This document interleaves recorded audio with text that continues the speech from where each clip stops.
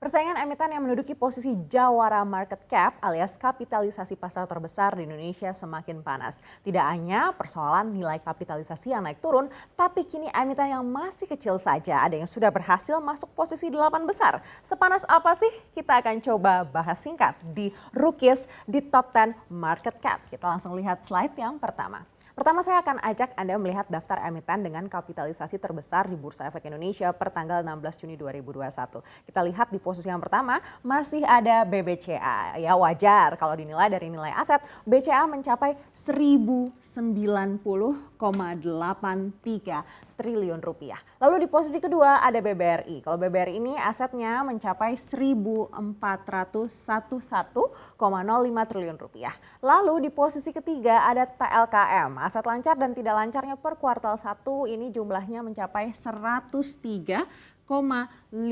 triliun rupiah. Lalu BMRI asetnya terbesar sampai 1.584,05 triliun rupiah. Kemudian juga ada Asia atau Astra Internasional, kita sudah tahu ya sebesar apa emiten Astra ini, dan berikutnya juga ada UNVR. Meskipun sahamnya merosot tajam tapi tetap kapitalisasi pasarnya masih tinggi. Nah yang menarik ini adalah Arto di posisi ke-7 alias Bank Jago. Si Bank Buku 3 yang kini sudah masuk di posisi ke-7 di antara emiten-emiten raksasa.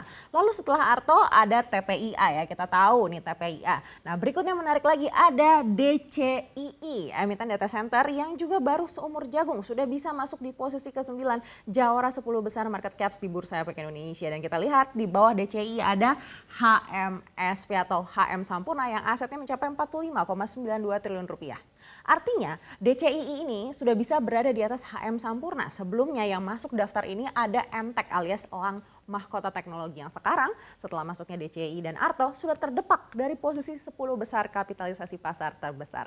Padahal MTEK labanya terpampang nyata 102,08 miliar rupiah. Jadi secanggih apa sih sebenarnya Arto dan DCII ini sampai bisa manggung di tengah emiten-emiten yang sudah nyata-nyata untung?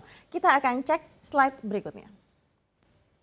Kita lihat seperti apa sih kondisi dua emiten yang bisa dibilang bocah ya kalau di antara emiten-emiten lainnya. Pertama kita akan lihat Arto, Bank Jago, Bank Buku 3 yang diakuisisi oleh duo Jerry Eng dan Patrick Waluyo sejak 2 tahun yang lalu. Kita lihat di kuartal 1 tahun 2021 outstanding kreditnya mencapai 1,29 triliun rupiah. Nah, total asetnya mencapai 9,24 triliun rupiah. Namun, hingga di kuartal 1 kemarin, ini namanya juga baru ya, Bank Jago ini masih mencatatkan rugi bersih hingga 38,13 miliar rupiah. Jumlah ini membengkak dibandingkan dengan data di kuartal 1 2020 yang sebesar 25,38 miliar rupiah. Lalu berikutnya kita akan lihat ada DCI alias PT DCI Indonesia yang disebut-sebut sudah berhasil menelurkan Crazy Rich Indonesian baru. DCI ini baru IPO di tahun ini di tengah pandemi, tepatnya di awal Januari 2021.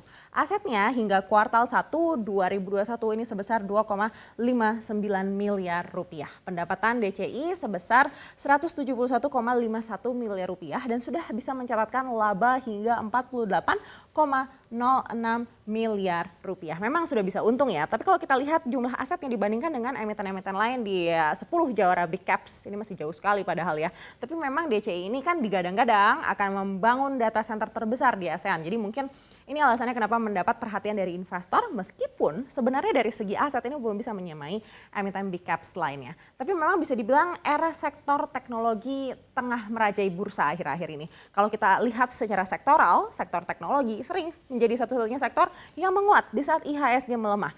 Nah selain DCI, ada juga emiten teknologi yang diharapkan dapat mewarnai Bursa Efek Indonesia dan nilainya diprediksi juga bisa masuk ke dalam jajaran big caps di Indonesia. Siapa saja kita akan cek slide berikutnya. Yang pertama kita mungkin sudah dengar ya, sangat populer perkawinan antara Gojek dan Tokopedia yaitu GoTo. Mungkin teman-teman juga sudah sangat menunggu nih seperti apa sih kalau GoTo ini IPO. Kalau menurut Mirai Sekuritas per Juni di tahun ini, jika GoTo IPO ini valuasinya diprediksi bisa mencapai 170 triliun rupiah. Lalu kalau saja kita coba prediksi target IPO-nya 10% saja, ini artinya nilainya mencapai 17 triliun rupiah. Nilai 17 triliun ini artinya GoTo akan menjadi IPO terbesar di Indonesia sepanjang sejarah bursa dan menggeser posisi Adaro Energy yang waktu IPO pada tahun 2008 mampu meraup hingga 12,25 triliun rupiah. Nah, selain GoTo juga ini yang sudah santer terdengar kalau akan IPO di bulan Agustus tahun 2021 ini, yaitu Bukalapak dengan target IPO mencapai 11,2 triliun rupiah. Artinya ini juga akan termasuk IPO jumbo, terutama bagi e-commerce seperti Bukalapak, karena sebelumnya belum ada ya e-commerce yang IPO di Indonesia. Lalu apakah harga sahamnya juga berpotensi menjadi saham-saham sultan alias saham-saham termahal di bursa? Kita akan coba cek slide berikutnya.